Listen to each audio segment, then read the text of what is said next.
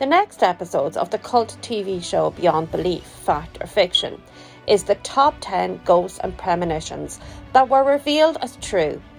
If you haven't watched the show, how it worked is that 5 stories were told and the viewer had to discern which were true and which were false, waiting till the end to find out if they had chosen correctly. The majority of the stories had a paranormal theme. Of the ones revealed to be fact, some could indeed have a logical explanation, and some were built around common urban legends. Today's selection are a mixture of lesser known and more obscure ghost stories, along with inexplainable premonitions that people have experienced. At 10 is the fire station. So there's a wee boy obsessed with firemen and fire trucks.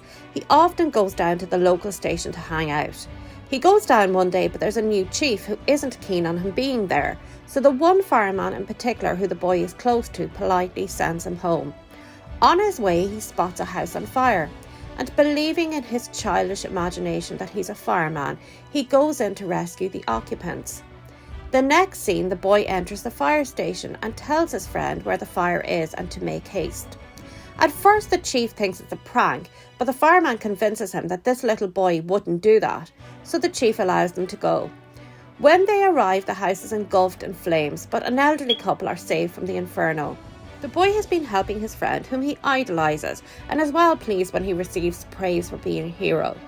Then 2 firefighters that have been inside call him over. They break the tragic news that his friend, the wee boy, has just been carried out dead. In disbelief, he turns around to discover the boy is no longer sitting on the fire truck, he's gone. But how could the alarm have been raised if the boy had never left? And how could he have been carrying on a conversation with him seconds before?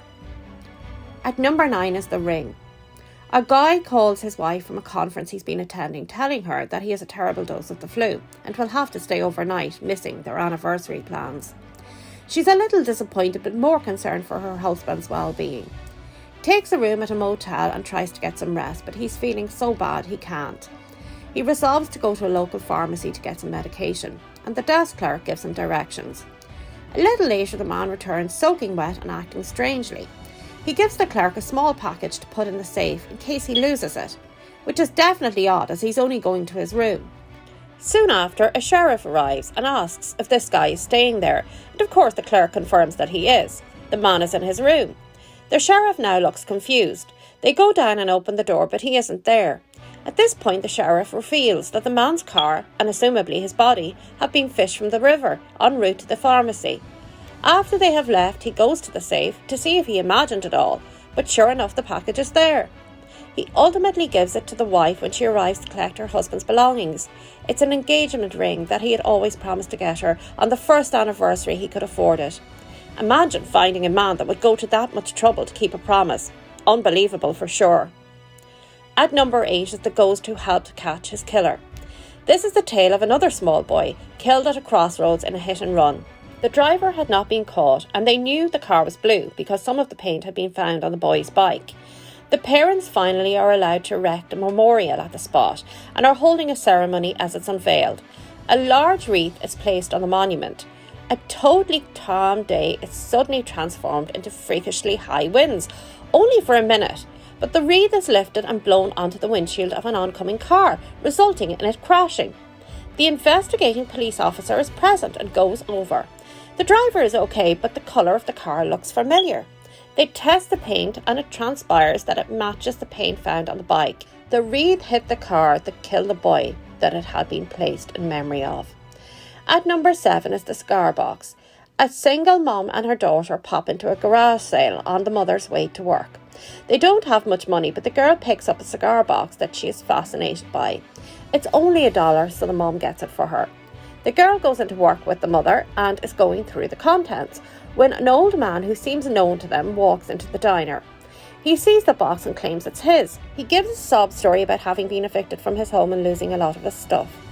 In the box is a war medal and he says this is the only thing he wants.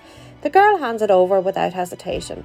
On their way home that night, they see emergency services at this man's house and are told he's been found dead inside, but he's been dead for several days.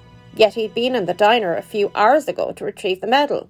It turns out that the other items in the cigar box are sports cards that are collectibles and worth a whole lot of money. ensuring that this mum and child will not face future hardship. At number 6, we have the Premonition. A young adult woman and her friend are about to go on a double date, but one is reluctant to go due to it being Friday the 13th. After visiting some club, they intend to return and watch a scary movie. They decide to set up the VHS video while waiting on their dates. The nervous one begins to see flashing lights and fearsome images coming through on the screen. A train's lights and flames. The others see only static. By the time the guys arrive, the nervy one is beside herself and begs them not to go out, that something terrible is going to happen. They think she's nuts. Eventually, after more hysteria, her friend blows off her date and stays home. On the late news that night, they see a bulletin. A car stalled on a railroad crossing and both occupants are dead. They recognise the car. It's the one they were meant to be in. Number 5 is another premonition of sorts, mixed in with a little ghostly assistance. A couple board a subway train headed out for the night, but after the doors close are surprised to see only one other passenger, a rather eerie-looking man. He stares at them constantly and they begin to feel unnerved. The train then speeds up and starts whizzing past all the stations. It's going so fast they are being thrown around. Meanwhile, the sky just keeps stirring. Convinced they are going to crash, they are relieved when the train finally stops and push the door open. They jump out only to discover they are exactly where they started. The train never went anywhere. It's really weird, as how come no one saw them falling around in a stationary train? You're kind of thinking they were on something and had a bad trip, pardon the pun. Anyway, they are no longer in the mood for a night out and head home. They found an overpowering smell of gas and have to break down the door of a neighbouring apartment to save an elderly woman. In her room, they notice a photo of the creepy guy on the train. He was her deceased husband. Premonitions are fairly common. I've had a few myself. I had one about the Lockerbie disaster and the Herald of Free Enterprise, but both times were dreams. My mother told me that if you have a dream that feels like a premonition, if you tell it, it won't come true. So I started doing that. And thankfully it seems to have worked, as I do have some disturbing dreams. Number 4 is a tale of a precognitive nature and involves a howling dog. This blind man owns a dog who really is his faithful companion. Out of the blue, the dog starts howling some nights, and each time he howls, someone at the apartment complex dies. The residents become so scared that the man and dog are forced to move out. But as he's leaving, the dog howls once more. This time, though, it foretells of both his own and his owner's death, as they are knocked down that very same day by a truck. A dog's howling in some cultures' superstitions can be a herald of death, and it is a very unnerving kind of sound. But here in Ireland, it's more the banshee wailing, or the 3 unexplained knocks at the door or window. This actually happened to me the night before my dog Toby died. There were 3 unexplained knocks on a second floor window, which would be impossible for any person to do. At 3 is the paranormal investigation that ended in murder. A team of paranormal investigators are staking out a haunted house where a man murdered his wife. They are trying desperately to prove the existence of ghosts by catching one on film. Nowadays, of course, there are quite a few images, both still and moving, that are supposedly ghosts. A simple search on YouTube will show thousands. Some obviously not so great Photoshop, and others that carry a little bit more authenticity. The guy in our story was just obsessed, so he brought in a medium to infuriate the spirit, hoping to get an extreme reaction, which he did. The spirit of the man manifested and plunged towards the camera before vaporizing. They got it all on camera, and the filmmaker extracts the negative, rushes off to get it developed. The rest of the crew pack up the equipment and start bringing it out to their vehicles, when they notice his car is still there. When they approach, they realise he has been strangled by the same film that the ghost was captured on. There was a case in Hammersmith in London in 1803 where a ghost was said to have attacked people. One night, a member of the armed forces lay in wait. He shot and killed what he believed was the troublesome ghost, but it turned out to be a human dressed in white uniform. For the most part, it would seem that ghosts might scare the crap out of you, but they generally don't have the ability to physically harm you. At number 2 is the man who attended his own funeral. So an undertaker has just finished preparing a corpse in the casket for his funeral the next day.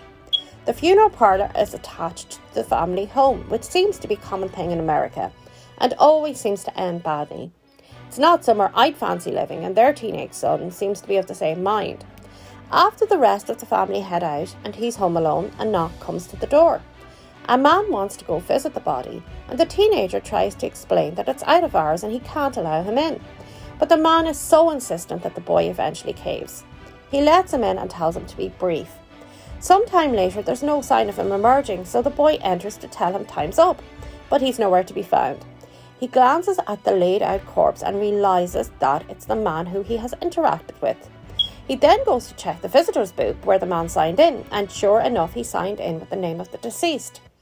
I'm not really sure why a ghost would need to knock to gain access to his own body, but anyways, there is a famous case of a woman whose husband had ordered a hit on her, but instead the hitman took her to safety. They told him that she was dead, and he made the announcement to friends and family. In the meantime, she had been released and went to the pastor who was planning her funeral. To exact revenge, she walks into her own funeral with all the proof of what her husband has done, and of course he soon found himself under arrest. At number 1 is the angel on the plane. So a woman who is a frequent flyer boards a plane and is pleasantly surprised to be escorted to complimentary first class. The gentleman offers to swap her aisle seat for the window seat, but the flight attendant tells her not to. Strange things begin to happen. She hears an announcement about keeping her seatbelt on and is told to return to her seat while attempting to use the toilet. She feels very anxious as the man beside her is oblivious to all of this. This ominous feeling grows and grows until suddenly the side of the plane is ripped off, and along with it, the man at the window seat and the seat she should have been in had she not been upgraded. None of the staff she describes as having assisted her were airline staff on the flight, and she believes it was angels who helped her. There is a real-life case of this happening to a lady called Denise and a number of other passengers on that same flight from Hawaii to New Zealand.